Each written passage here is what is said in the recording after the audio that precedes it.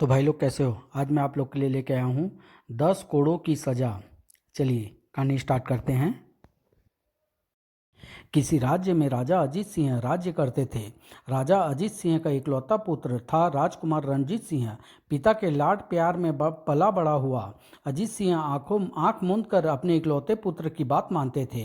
राजा अजीत सिंह ने राजमहल के मुख्य द्वार पर एक घंटा लटका रखा था। कोई भी फरियादी किसी भी वक्त उसे बजाकर न्याय की फरियाद कर सकता था। गंभीर अपराधों के लिए राजा अजीत सिंह 10 कोड़ों की सजा देते थे, जिसका अर्थ था मृत्युदंड। इस कार्य के लिए एक विशेष कोड़ा भी बनवाकर राज दरबार में टांग दिया गया था। इस समय राजकुमार रणजीत सिंह बेहद तीव्र गति से घोड़ा दौड़ाता हुआ न जाने कहाँ पहुंचने की जल्दी में था। शीघ्र ही उसने घोड़ा एक स्थान पर रोक दिया और उसे देखते ही एकाएक ही रूही नाम की वह लड़की फुट फुट कर रो पड़ी। यह देखकर रणजीत सिंह व्यग्रता के साथ बोला, अर तुम तो रोने लगी। क्या बात है रूही, मुझे बताओ, आज तुम्हारे चेहरे पर गुलाब सी रंगत भी नहीं है। तब बेहद मासूम सी रूही के पंखुड़ियों से होठ हिले। राजकुमार, हाँ हाँ कहो रूही, मैं तुम्हारी उदासी का कारण तुरंत जान लेना चाहता हूँ। मैं माँ बनने वाली हूँ राजकुमार। अगर अब आपने मुझसे तुरंत ही विवाह न किया तो मेरे पास उस नदी की गोद में समा जाने के सिवाय दूसरा कोई रास्ता नहीं रह जाएगा। यह सुनते ही राजकुमार रणजीत सिंह के चेहरे का रंग बदल गया। माँ, यह क्या कह रही हो रूही? यह नहीं हो सकता। मुझे जवाब दीजिए राजकुमार, आप मुझसे विवाह कर रहे हैं ना? हाँ हाँ रूही, तुम फिक्र मत करो, मैं आज ही पिताजी से शादी की बात करता हूँ। मैं आपकी प्रतीक्षा करूँगी राजकुमार। फिर एक शाम रूही, अरे ओ रूही, रूही, रूही मेरी बच्ची, ये तुझे क्या हो गया है? पिछले 2 सप्ताह से देख रहा हूँ तुझे यहाँ आकर घंटों बैठी किसकी प्रतीक्षा करती रहती है तू? बोल मेरी बच्ची, बोल, तुझे क्या क्या दुख है? किंतु कुछ कहने से पूर्व ही वह चकरा कर गिर पड़ी। और तुम्हारी बिटिया माँ बनने वाली है हीरा? क्या? नहीं। और फिर जब होश में आने के बाद रूही ने सब कुछ बताया तो ओह राजकुमार रणजीत सिंह, उसे उसे फेरे लेने होंगे तेरे साथ। आज ही रूही, आज ही। आह बापू। और फिर उस रात महल का वह हिस्सा बूढ़े हीरा की चीख से गूंज उठा, राजकुमार रणजीत सिंह, बाहर निकलो। द्वारपाल, कौन है ये पागल इस प्रकार इतने ऊंचे स्वर में चिल्ला रहा है? राजकुमार जी, एक हीरा नाम का बूढ़ा अपनी बेटी रूही के साथ द्वार पर खड़ा है और बार बार आपसे मिलने की जिद कर रहा है। रूही, ओह ठीक है, तुम उससे कहो हम कुछ ही देर में उससे बाहर आकर मिलते हैं। जी बहुत अच्छा हुजूर। राजकुमार रणजीत सिंह कुछ ही देर में हीरा और रूही के सम्मुख उपस्थित था। राजकुमार जी, मैं अपनी पुत्री को बेइंतहा प्रेम करता हूँ। अगर इसका दिल टूट गया तो यह प्राण दे देगी अपने। आप इसे स्वीकार कर रहे हो राजकुमार? हम इससे विवाह अवश्य करेंगे हीरा सिंह, किंतु महाराज इस विवाह के लिए तुरंत ही तैयार नहीं होंगे। अतः तुम कल संध्या के समय रूही को लेकर सूर्य भगवान के मंदिर पहुंच जाना। यह विवाह वहीं होगा। ओह, तुमने इस बूढ़े की चिंता दूर कर दी राजकुमार जी। मैं अवश्य पहुंच जाऊंगा कल। चल बेटी चल, ईश्वर ने तेरी सुन ली। हा हा हा। कल सूर्य भगवान के अंतिम दर्शन कर लेना मूर्खो, क्योंकि कल का दिन तुम दोनों की जिंदगी का अंतिम दिन होगा। हा हा हा। अगली शाम, घबरा मत मेरी बच्ची, राजकुमार आता ही होगा सूर्य मंदिर से कुछ दूर। समझ गए ना तुम सब लोग? सारा काम सावधानी से होना चाहिए। बाप बेटी किसी को पता ना चले कि तुम हमारे आदमी हो। आप बेफिक्र रहे राजकुमार जी। रणजीत सिंह घोड़े पर सवार सूर्य मंदिर पहुंच गया। बापू, राजकुमार आ गए। लेकिन ये तो अकेला ही आया है, कोई पंडित पुरोहित? ओह, दोनों वक्त से पूर्व ही आ पहुंचे हैं। राजकुमार रंजीत घोड़े से उतरकर मंदिर के प्रांगण में पहुंचा। आप दोनों बिल्कुल समय से पहुंचे हैं, बस कुछ ही देर में पुरोहित जी भी आते होंगे। उनके पहुंचते ही ओह, मैं व्यर्थ ही शंका कर रहा था, लेकिन तभी ओह, यह क्या? नहीं, धड़ाक। खबरदार, कोई अपनी जगह से हिला तो सिर धड़ से अलग कर देंगे। डाकू, क्या चाहते हो तुम? बापू, हमें तेरी बेटी पसंद आ गई है बुढ़े। ठीक इसी पल रणजीत सिंह ने डाकू की म्यान से तलवार खींच ली। रणजीत सिंह डाकुओं पर टूट पड़ा। कमीनों, मैं इस राज्य का राजकुमार हूँ और ये लड़की मेरी होने वाली पत्नी है। चारों डाकुओं ने उसे घेर लिया। मार डालो, खत्म कर दो इसे। रणजीत सिंह ने सबके वारों को अपनी तलवार पर रोक लिया। खनाक, रूही, तुम बापू को लेकर यहाँ से भाग जाओ। खनाक, आह। लेकिन हीरा कुल्हाड़ी खींच कर गुर्रा उठा। नहीं राजकुमार, तुम्हें इन दरिंदों के बीच छोड़कर मैं कैसे जा सकता हूँ? हीरा कुल्हाड़ी लिए गरजता हुआ जैसे रणभूमि में कूद पड़ा। आह साएं, आह कमीने, खचाक, आह।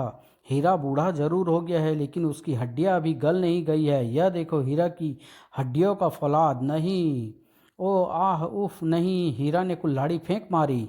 खच, हाय मरा। ठीक इसी पल रंजीत सिंह के हाथ में एक खंजर नजर आया। बुढ़े में बहुत दम है, कमबख्त ने मेरे दो आदमियों को पलक झपकते मार डाला, पर अब मैं इसे और अवसर नहीं दूंगा। रंजीत ने खंजर उछाल फेंका, किंतु बापू। नहीं मेरी बच्ची, आह। खच, आह। ये क्या हो गया रूही? मैं तो तेरे हाथों में मेहंदी रची देखना चाहता था, तेरे सीने में उबलता खून नहीं। बापू, ये खंजर राजकुमार रंजीत सिंह ने। सड़ाक, आह। क्यों बुढ़े, अपने बेटी की शादी मुझसे करने का ख्वाब देख रहा था? रंजीत सिंह, कमीने, धोखेबाज। हा हा हा हा। इसे हिरासत में ले लो, इसका फैसला कल महाराज के दरबार में होगा। नहीं, छोड़ दो मुझे, मैं इस धोखेबाज का खून पी जाऊंगा। खूनी कुत्ते। हा हा हा हा। कल इस पर इन सब की हत्याओं का मुकदमा चलाया जाएगा। ठाक जोरावर सिंह, इन लाशों को इसी अवस्था में यहीं पड़े रहने दो और जैसा मैं कहता हूँ वैसा करो। पिताजी वही मानेंगे जैसा मैं कहूँगा।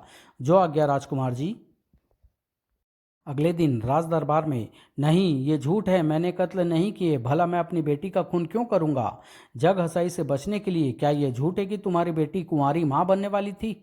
नहीं महाराज, नहीं महाराज, राजकुमार ने किए हैं वे सभी कत्ल। हम दोनों बाप बेटी को मार डालना चाहते थे ताकि इनका पाप छिपा रहे। हीरा सिंह, क्या बक रहे हो? रंजीत सिंह क्रोध में आकर बबूला हुआ उठ खड़ा हुआ। हीरा, अपनी जुबान को लगाम दो, तुम्हें कत्ल करते हमारे सिपाहियों ने रंगे हाथों पकड़ा है। तुम अपनी बेटी रूही को सूर्य मंदिर में ले गए जहां तुम्हें कत्ल करते हुए गश्ती सैनिकों ने देखा, लेकिन तुमने उन पर आक्रमण करके सैनिकों को भी मार डाला।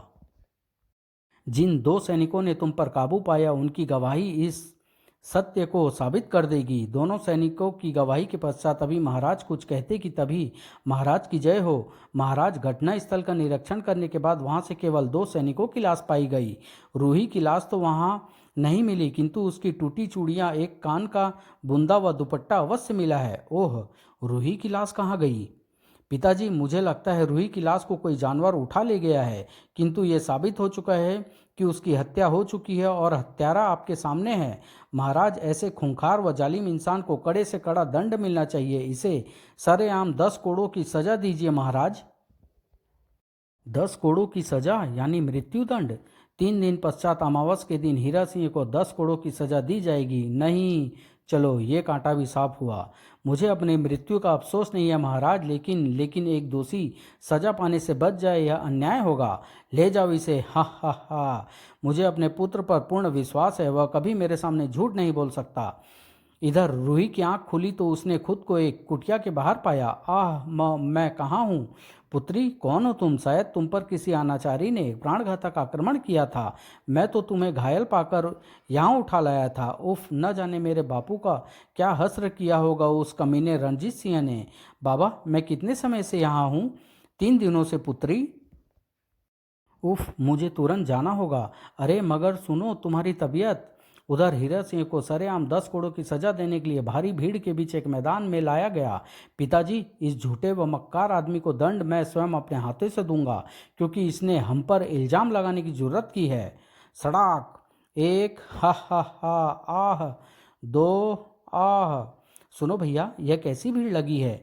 अरे तुम्हें नहीं पता, अपनी बेटी रूही के कत्ल के आरोप में उसके बाप हीरा सिंह को 10 करोड़ की सजा दी जा रही है। 10 करोड़ की सजा? नहीं नहीं, हटो, मुझे जाने दो, मैं अन्याय नहीं होने दूंगी। स्त्री, ठहरो, सार्वजनिक दंड के अवसर पर स्त्रियों का जाना प्रतिबंधित है। नहीं, छोड़ दो मुझे। आह, आह, सटाक सटाक सटाक सटाक। यह तो 6 कोड़ों में ही नरक का द्वार खटखटाने पहुंच गया। हा हा हा। भीड़ छटने लगी। बेटी का खून कर डाला, छी छी, ऐसे इंसान को तो यही दंड मिलना चाहिए था। अब पड़ी सड़ेगी ना कमबख्त की लाश। मैदान में पड़ी रह गई केवल हीरा की लाश। बापू, बापू, ये क्या हो गया बापू? आह नहीं, अब मैं किसके सहारे जीऊंगी? भाग्य के सहारे बेटी, अपने उस बच्चे के सहारे जिसे तुम जन्म आह, आह बाबा, मुझे बचा लो, मुझे इस बच्चे को जन्म देना है, इसे इसका हक देना है मुझे। आह, ओह, आसपास तो कोई दिखाई नहीं पड़ रहा। मुझे इसकी मदद करनी होगी। इसे निकट के किसी नगर या गांव में ले जाना होगा। शीघ्र ही। खट खट खट, द्वार खोलो। अगले ही पल द्वार खुला। अरे, यह तो रूही है, इसी गांव की रहने वाली। ओह, तब तो तुम्हें इसकी मदद करनी चाहिए। यह माँ बनने वाली है और दर्द की अधिकता से मूर्छित हो गई है। ना बाबा ना, इसका बाप खूनी है, हम इस झमेले में नहीं पड़ते। खटाक। इसी पल रूही बेहोश में आ गई। आह बाबा, मुझे आह। तू घबरा मत बेटी, सब ठीक हो जाएगा।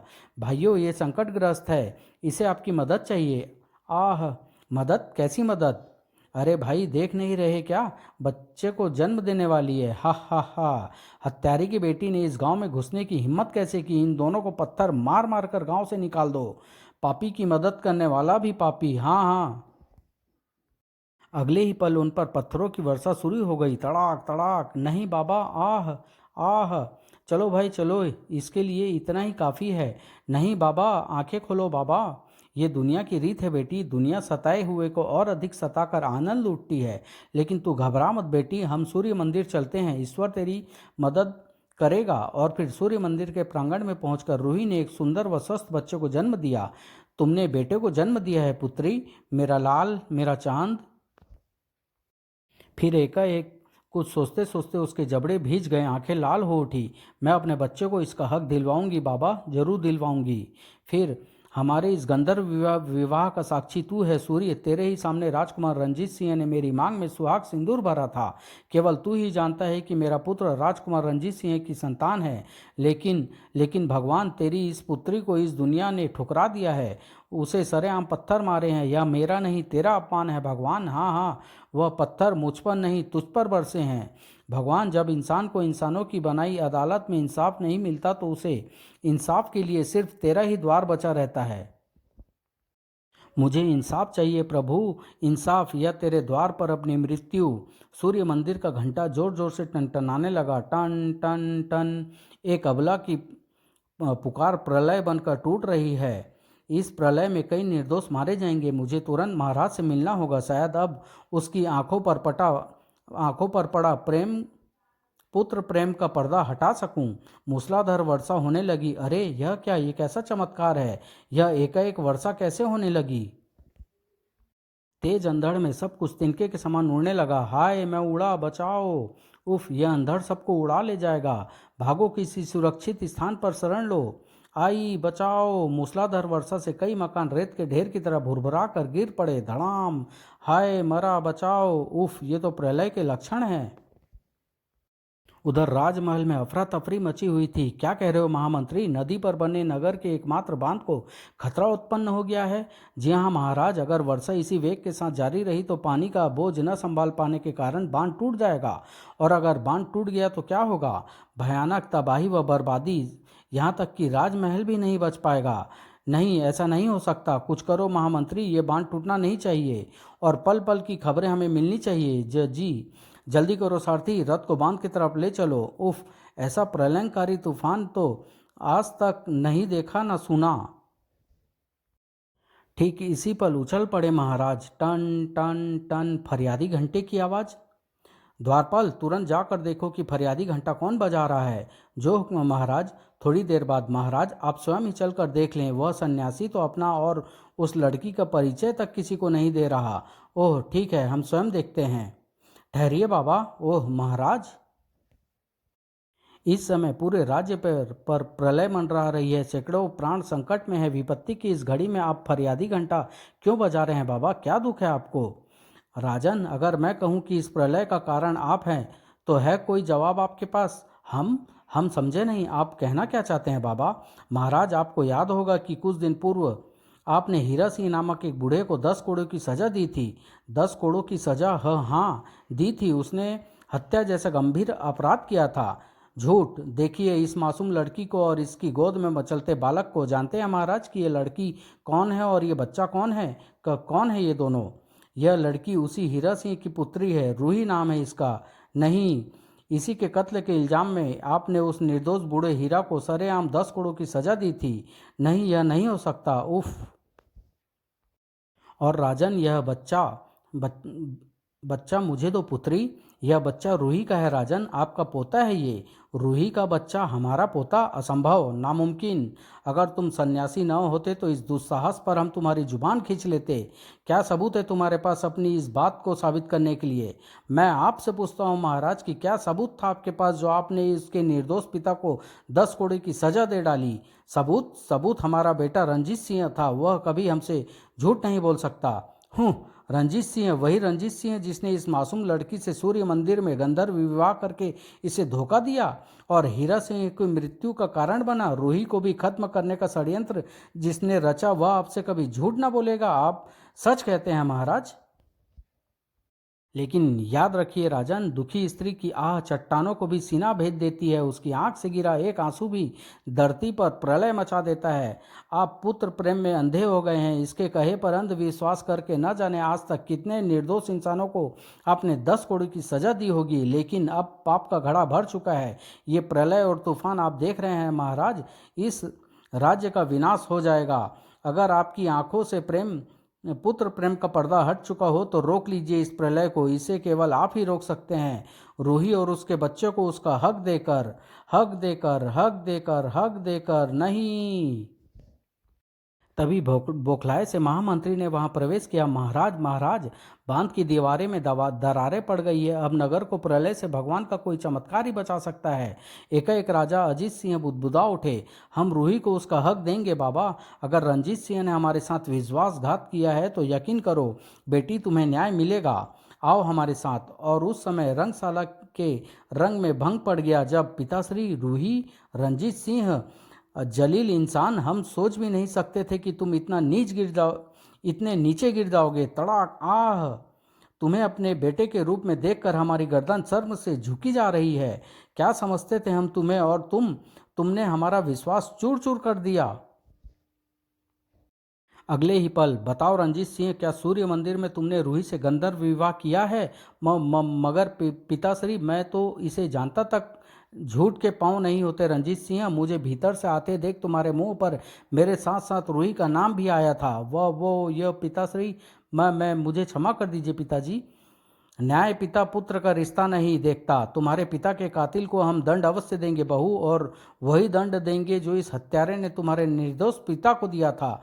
महामंत्री, कोड़ा लाओ, आज फिर 10 करोड़ की सजा दी जाएगी। कोड़ा ले आया गया।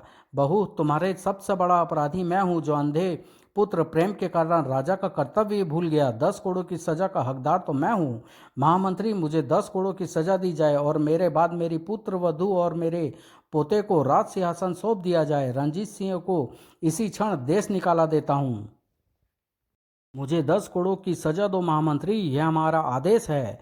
महामंत्री, हमारा आदेश है, ये 10 करोड़ की सजा दो हमें।